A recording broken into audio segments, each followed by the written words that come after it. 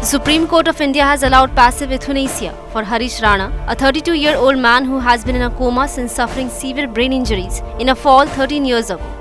The decision marks the first ever case of court-ordered passive euthanasia in the country.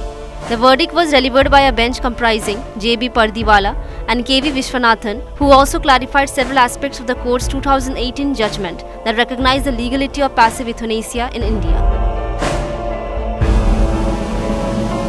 The bench addressed a key legal issue in the case, whether clinically administered nutrition and hydration could be considered medical treatment. The court held that food and fluids supplied through medical tubes qualify as medical intervention and can be withdrawn if medical boards conclude that continuing such treatment is not in the patient's best interest.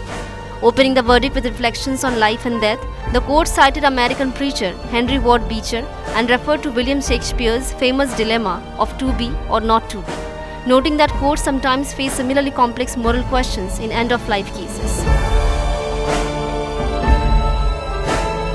Harish Rana was just 20 years old when he fell from the 4th floor of a building in 2013, leaving him with severe brain injuries and 100% quadriplegia. Since then, he has remained in a persistent vegetative state, sustained through nutrition provided via a surgically installed PEG feeding tube. With no signs of recovery over the years, Rana's parents approached the court seeking permission to withdraw life-sustaining treatment, arguing that it only prolonged biological life without hope of improvement.